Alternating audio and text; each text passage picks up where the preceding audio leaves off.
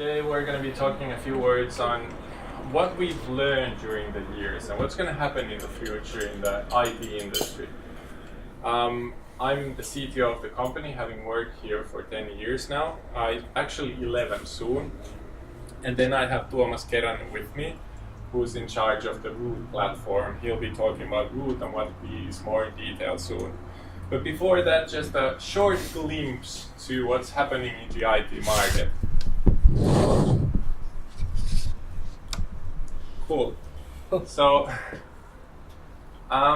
if you look at what's happening in the IT market, IT is changing rapidly, and the digital services are becoming part of all industries alike.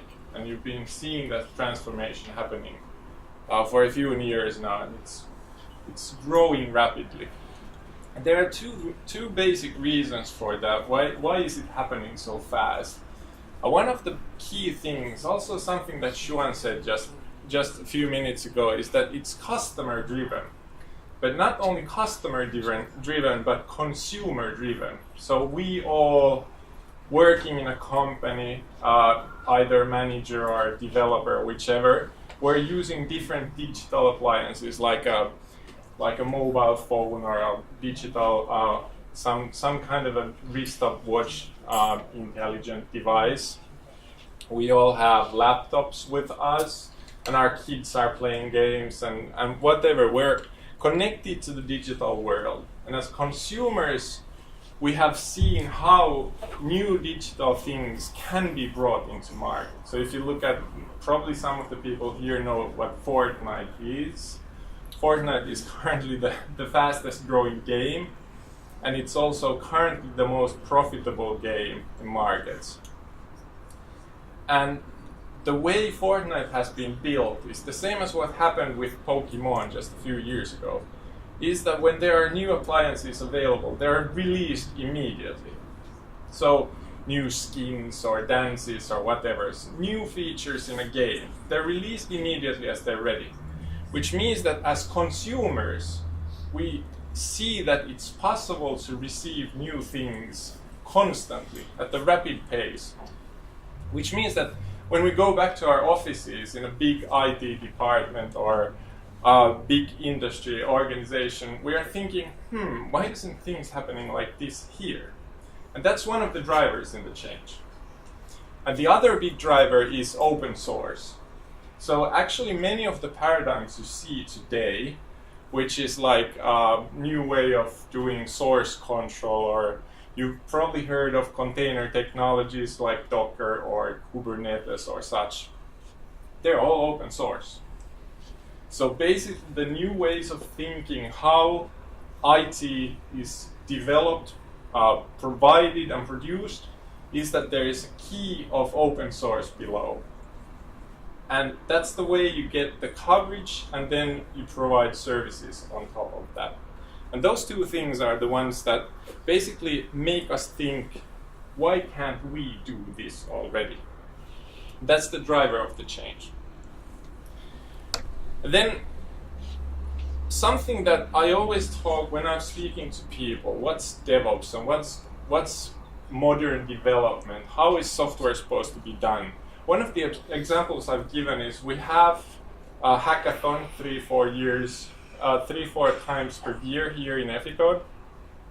And last October, when we had our hackathon, which means that you can code 24 hours, whatever you want, then you show what you've done, and people vote for the best solution, and then the winner will be rewarded. So probably you all have at least heard of hackathon. And last October, it was the first time that 5 of the 15 products were in production during the first 15 minutes of the hackathon. So instead of hacking together on the next morning, barely having slept, you've moved into the phase where it's already in production. And all you do is you start improving the thing that's already in production. And for big organizations, I'm talking of towards 0-day delivery. And the reason is that if we look at one of our big customers, Unity, for example, in Unity, you probably know that big part of their revenue is coming from ads, which means providing intelligent ads to their customers. And last year, a concept called playable ads was released, which means that as part of you playing your free game or your kids playing your free game, you see an ad in the middle of like getting past a level or so. You see an ad. Formerly it was a video saying that this is a cool tank game, please download me. And now last year, playable ads was released. And if you can't provide those playable ads through your ecosystem, your customers will select another provider, naturally. So, towards zero-day delivery, what does it mean? So if you at some point notice that the market is changing, our customer retention is changing, our revenue is going down because of this reason, or something's happening in the market, the time you actually do something about it is wasted. So what DevOps is making that time shorter. You can react to changes or provide new ideas to the market. So everything around that is just tech and culture. The thought or the idea behind all this is towards zero-day delivery. And before letting Tuomas tell how we have solved some of the problems big organizations face when trying to achieve the zero-day delivery, I usually show 4 key things that are the current tech trends. So the first one, of course, is the releases are going from weeks to seconds, basically. Conceptually, when you get something ready, you deliver it. So you provide automation, as in test automation, release automation, and then also your production or environment automation to provide you an environment where you can just decide that this is the point where we're going to release, and the release just happens. And before the release, we have certainty that the things we develop work, and if they don't, then we can roll back. And the second part, which is also as important, is that we see that design and DevOps are moving closer together. That's also something that Kauri is going to run you through today. You've been talking of design systems in your organizations, and you've been talking of having the designers together with the developers to form some kind of a way of actually having the design changed into a working code as fast as possible, and reusing the components a team did here to be also used here and here. So if you go to, say, stylebook.elisa.fi, which is open, which is also cool, you'll see what I mean. Teams are independent. So one of the important changes that has happened is that teams can work by themselves. Big organizations aren't always capable of actually doing this, but many of the organizations have decided that we'll form a part of our big organization that's working like a small organization, and then bringing those ideas back to the big organization. So just for example, the GE Health Innovation Village works like that. They have Innovation Village, which has heaps of different startups, bringing the startup culture into the middle of the whole GE organization back in Vallila.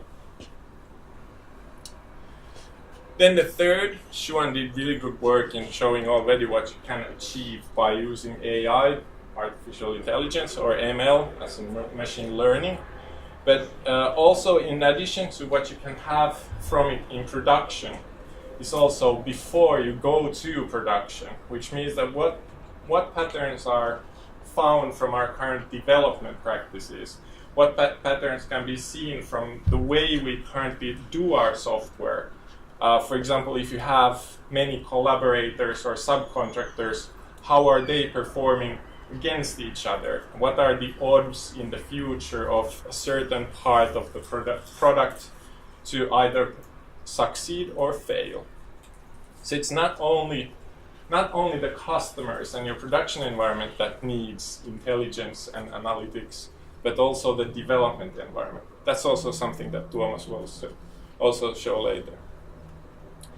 And then from the cloud, the fourth part, as you see, I'm not talking much about the DevOps tools like orchestration and containers and test automation, whatever.